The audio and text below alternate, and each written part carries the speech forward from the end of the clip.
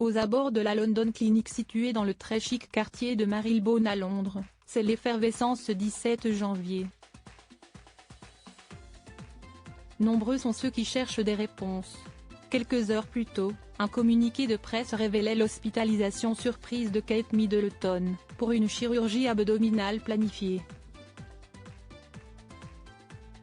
Stupéfaction du peuple britannique.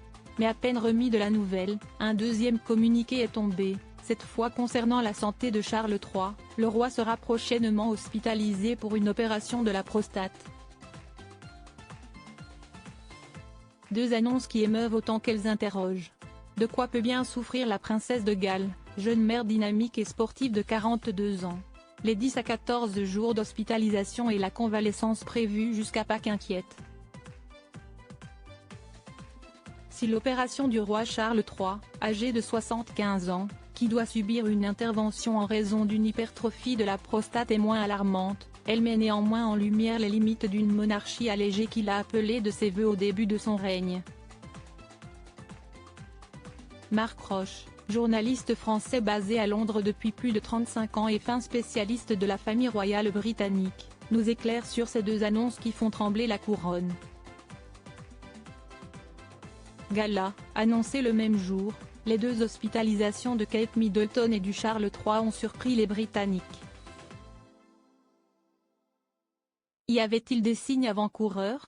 Marc Roche, les deux nouvelles ont pris tout le monde de court. Lors de sa dernière apparition publique au service religieux de Sandringham le matin de Noël, Kate Middleton était apparue en pleine forme et avec le sourire, tout comme le roi. C'est peu dire que tout le monde a été pris au dépourvu. Gala, les deux annonces sont très différentes, l'opération de la prostate de Charles III est mentionnée en toute transparence tandis que les raisons exactes de l'hospitalisation de Kate Middleton restent floues. Comment l'expliquer? M.R. Il y a eu une réforme totale du service de communication de Buckingham Palace dans un souci de transparence. Si est-il la première fois qu'un journaliste de la presse populaire, Tobin Andrea, ancien rédacteur en chef du Daily Mail, est nommé à ce poste. Mais si la transparence est très visible concernant le communiqué du roi, elle l'est beaucoup moins au sujet de Kate. On est à mi-chemin, ce qui est la pire des choses, parce que cela ouvre la voie à toutes les spéculations. Le cancer a été exclu, si est-il déjà une première étape. S'il n'y a pas eu d'ordre, il est possible qu'il y ait eu des consignes à suivre. Gala, sait-on de quoi souffre réellement Kate Middleton? M. R. Nous n'avons eu aucune communication sur l'opération en elle-même et les raisons qui ont conduit à son hospitalisation. Au royaume que j'ai pu rencontrer, toutes les personnes à qui j'ai pu parler s'accordent à dire qu'il s'agit d'un problème gynécologique. À Buckingham Palace, ils invoquent la protection de la vie privée. Ce qui me surprend, c'est qu'il n'y a pas un mot dans la presse britannique.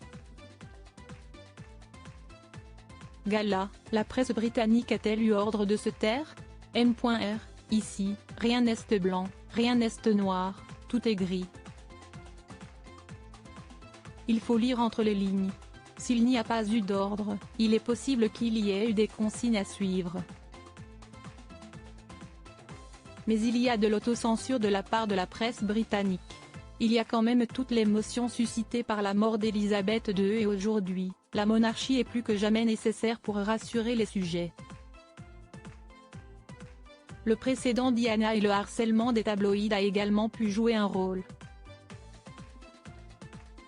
Gala, que pouvez-vous nous dire sur la London Clinic, l'établissement dans le très chic quartier de Marylebone où est hospitalisée Kate Middleton? M. R. La London Clinic ne vit pas des Royals. Et en plus, les Royals, je ne sais même pas s'ils paient. Si est-il une clinique privée à clientèle étrangère, extrêmement riche, essentiellement arabe et asiatique. Gala, comment va se passer la convalescence de Kate Middleton? M.R. Kate Middleton a tout intérêt à sortir ce week-end et des photographes seront là pour immortaliser le moment. On la verra sûrement derrière les vitres de sa voiture. Puis, elle ira se reposer dans sa résidence d'Adelaide Cottage, sur le domaine de Windsor. Mais à choisir, je pense qu'elle préférerait plutôt aller à Meaull, dans leur maison de campagne du Norfolk. Gala, quelles incidences peuvent avoir ces deux hospitalisations sur la monarchie? Concernant Charles III, il n'aura pas à être remplacé. Le roi continuera à suivre les affaires courantes.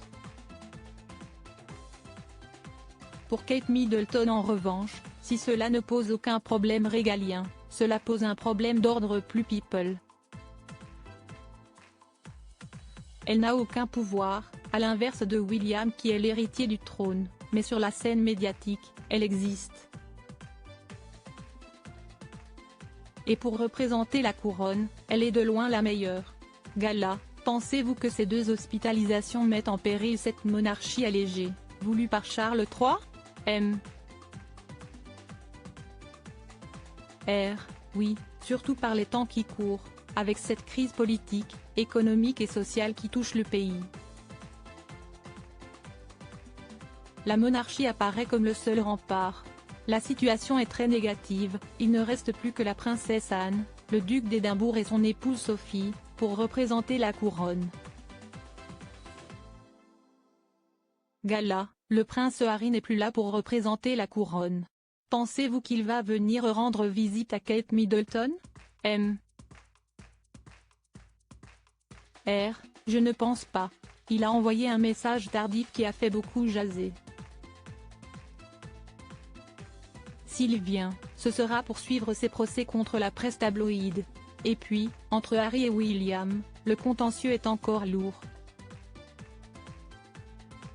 Mais force est de constater que les deux tourtereaux se sont un peu calmés. On les entend moins ces derniers temps.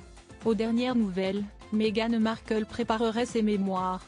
Et croyez-moi, sa maison d'édition ne va pas payer une somme astronomique pour avoir seulement ses souvenirs d'actrice. Crédit photo, agence.